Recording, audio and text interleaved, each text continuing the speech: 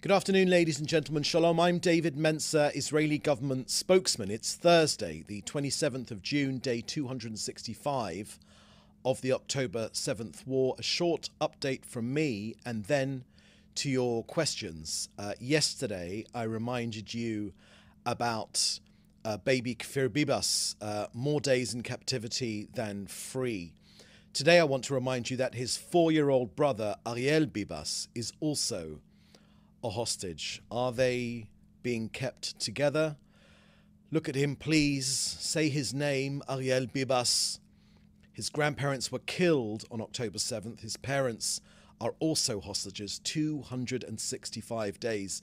Innocent children hostages in the hands of a death cult. We will not rest until all 120 are brought home. We dismantle Hamas's governing and military capability, and we remove the terrorist threat to Israel. Now, sad news of an IDF casualty, 667 since the start of the war. Captain Alon Scagio was just 22 years old from Hadera. He fell fighting terror in Jenin. Since October 7th, our security forces have been conducting intensive counter-terrorism activities in Judea and Samaria, the West Bank, to root out terrorism and protect our citizens. Our fallen soldiers are and remain heroes in our heart. We say thank you to these soldiers and to their families for their sacrifice, and we honor what they stood for. May the memories of all of our fallen soldiers be a blessing forever.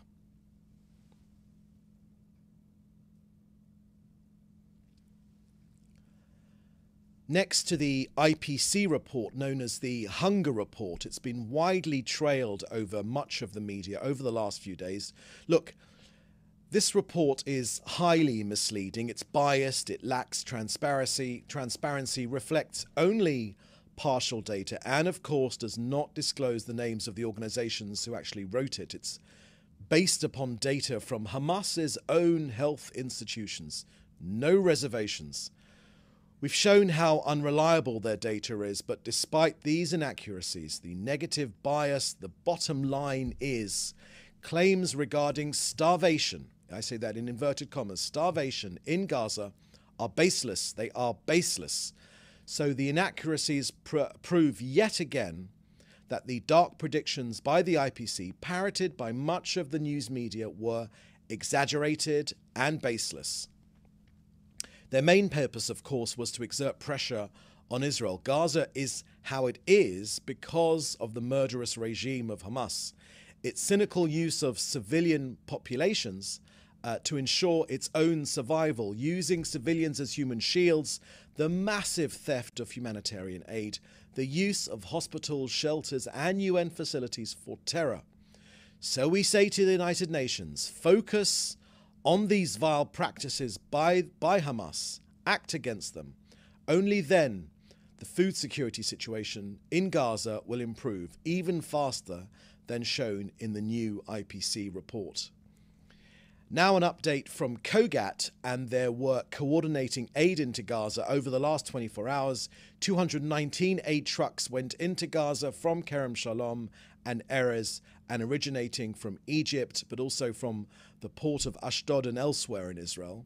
6 tankers of fuel and 6 of cooking gas. 15 coordination requests for humanitarian missions were requested. 15 were approved. Only 12 were actually carried out after 3 were cancelled by their organizers. Gate 96 is also open and operational overnight. A convoy of 22 aid trucks and 6 fuel tankers entered via Gate 96. And Israel is, of course, expanding our efforts to facilitate more humanitarian aid into Gaza. And lastly, I want to draw your attention to an event tonight. The Nova community will hold a musical memorial event in Yarkon Park, to which media are invited to in Tel Aviv, between the hours of 5 p.m. tonight and 11 p.m. There will be music and reflections by Nova survivors and also by released hostages. So that's the end of our briefing today. I will now take your questions, which you should put in the chat together with your news outlet. The first question we have is from David Clement, the news forum in Canada. Why was Mujahideen Abadi strapped to the hood of a Jeep? Are those responsible facing consequences? Thank you for that question, David. We've made our position extremely clear on this fact. The IDF has said that those actions, because they are so rare, have actually, I think, made news. The IDF considers itself, and they are our sons and daughters, and of course, fighting in this people's army against this terrorist threat. They are the most ethical, the most moral army in the world. And it is for that reason that whenever there are actions taken by our soldiers which are outside the rules of engagement by the IDF, they do stand out. And the IDF has said very, very clearly, you can check the comments for yourself, David, that that action was wrong, and consequences and investigation is taking place into what precisely happened. And the necessary disciplinary action will follow, of course, in due course, as it always does. Next question is from Joel Pollack at Breitbart News. A Harvard report on anti-Semitism released this week found pervasive prejudice against pro-Israel students in general and against Israelis in particular. Will Israel be responding to the report? Thank you for that question, Joel. I haven't seen that report, and I'm not aware of that particular Harvard report.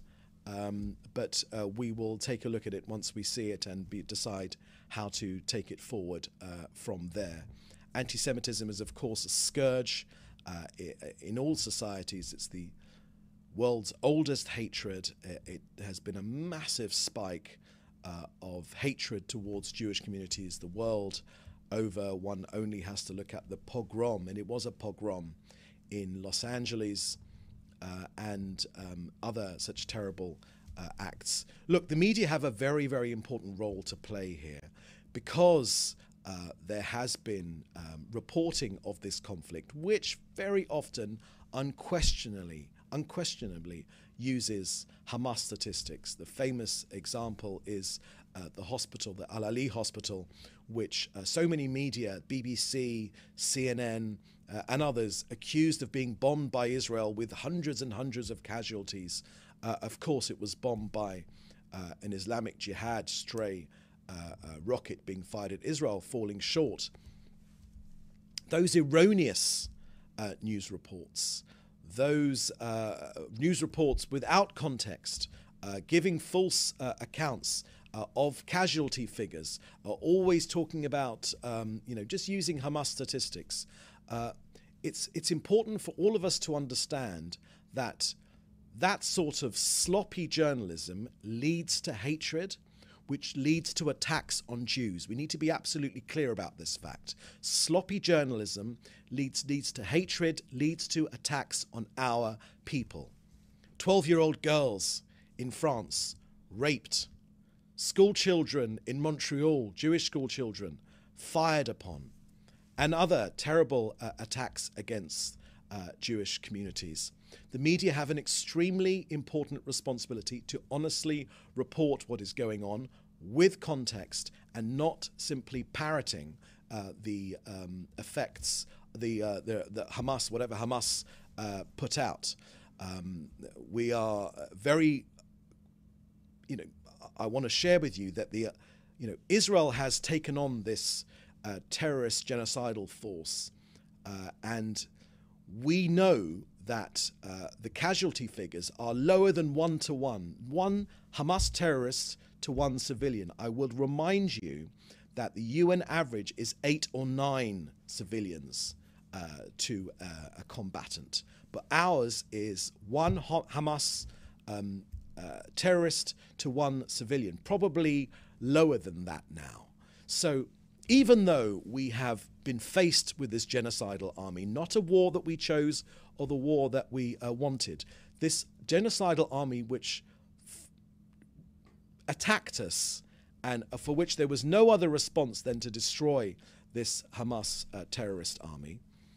When we have destroyed them, when we are going about our role of destroying them, we are, of course, criticized through sloppy journalism, through repeating Hamas figures, through unquestionably taking incorrect sources. And that sloppy journalism leads to hatred, leads to attacks on Jews. We need to be absolutely clear about that fact. I don't say that there is we don't say here that there is an agreement between Hamas and news organizations. But what we do say is Hamas rely on journalists and news organizations repeating their lies.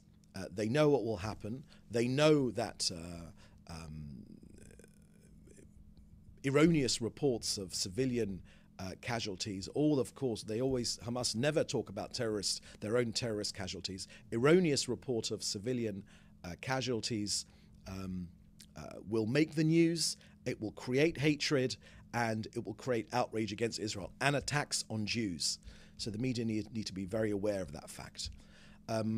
So next question from David Isaac at the JNS. John Kirby yesterday blamed criminal gangs for holding up aid on the Gazan side. For months, the US has been holding Israel responsible, calling on Israel to allow more aid in. So does the PMO think this represents a shift in US thinking, more in line with what Israel has been saying? Thank you for that question, David. Look, every day in these briefings, since the start of the war, we have talked about the amount of aid which has been going on. And we have made the points very, very clear that the issue has never been about aid going in. We're getting as much aid as we can in, and we're always trying to expand our efforts. I talked about Gate 96 today. We're always trying to get more and more aid in. 37,500 trucks that have gone in, hundreds and hundreds of thousands of tons of aid which is going in. The issue is not about aid going in. The issue is about distribution, about these criminal gangs, and many of them Hamas terrorists who are now without commands, or maybe sometimes with Hamas commanders. We know that they are causing the misery. Where there is hunger in Gaza, we know that it's hunger caused, orchestrated by Hamas. So we'll always try to ensure that Hamas is our target and not ordinary Gazans. We want food and supplies and medical supplies as much as possible to go into Gaza to feed ordinary Gazans and not the terrorists. But it is, of course, a very important issue, this issue of looting. And we know that it's down to the hapless United Nations, UNRWA, who work hand in hand with Hamas, who have been so hapless and so useless in distributing the aid. I made my points very clear yesterday about the need for the UN to really pull their finger out and do a much better job. They have sadly failed the people of Gaza in the most appalling way. Next question is also from David Isaac. The US is still saying it will work with the UN, this despite Israel pointing out UN agencies' incompetence. Would you comment, would Israel like to see the US cease working with UN bodies regarding Gaza? Look, I will talk, thank you for that question, David. I will talk in particular about UNRWA and the World Food Programme. We made our points extremely clear yesterday about our views on those organizations. UN organizations need to be much more efficient. They have sadly failed Gazans. They seem much more willing to perpetuate this conflict and make political points to pressurize Israel. There seems to be a report almost every day talking about famine and starvation and often using this word extermination. You know, we as Jewish people having the word extermination used against us. So we've made our points extremely clearly about aid agencies and their inefficiency inside Gaza. Next question from Joel Pollock. A further question. Hamas leader Khaled Mashal told Sky News today that Gaza is destroyed, but this is part of the march of our people towards liberation. Could you respond? Thank you for that question, Joel. The IDF has released evidence today that far from the usual narrative which is put out so widely about the majority of properties in Gaza being destroyed, the IDF statistics show that 17%, only 17% of structures have been destroyed in Gaza, not the much higher figures which have been quoted by other organizations, Hamas, of course, which controls pretty much every piece of news which comes out of Gaza. And that's a very, very important point. As to Khaled Mashal's willingness to sacrifice his own people for their so-called march towards liberation. Look, I think it's extremely important for people that wish to see a better future for Gazans and Israelis is that we engage in activity which brings people together towards a better future rather than this idea of liberation. I mean, this sort of talk echoed by UNRWA in UNRWA schools, this idea of liberation. There is not going to be any liberation. The only liberation which there is liberating Gaza from Hamas. Next question is from Jim Williams.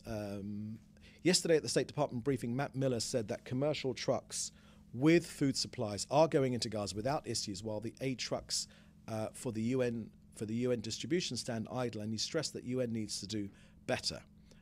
Do you agree with that statement? Yes, of course, Jim. Thank you very much for that question. I too watched that media briefing with Matt Miller yesterday at the State Department. It is true that the UN needs to do a lot better. We describe them as hapless and hopelessly inefficient. They can always change their actions by focusing on feeding Gazans rather than lambasting Israel. They seem to be much better at lambasting Israel than actually feeding Gazans. On that point, I wanted to share another issue which came up in that press conference yesterday with Matt Miller. There was a lot of skepticism from journalists regarding the MSF, the Médecins Sans Frontières physical therapist that was killed by the IDF, who was actually an Islamic Jihad terrorist. I heard a lot of skepticism about this from the journalists. Look, he was a physical therapist by day, but also a terrorist by night. So that skepticism in that press conference yesterday was wholly misguided. He wasn't a doctor, he was a physical therapist. If you look at the IDF Twitter account, you'll see pictures of him in Islamic Jihad uniform. The IDF actually today released more information about this case. Look, this Médecins Sans Frontières employee, Fadi Al-Wadia, working as a physical therapist, but also for Doctors Without Borders, he was a prominent Islamic Jihad terrorist. He developed and advanced their rocket array for 15 years as a central figure in the organization. He had knowledge of electronics and chemistry.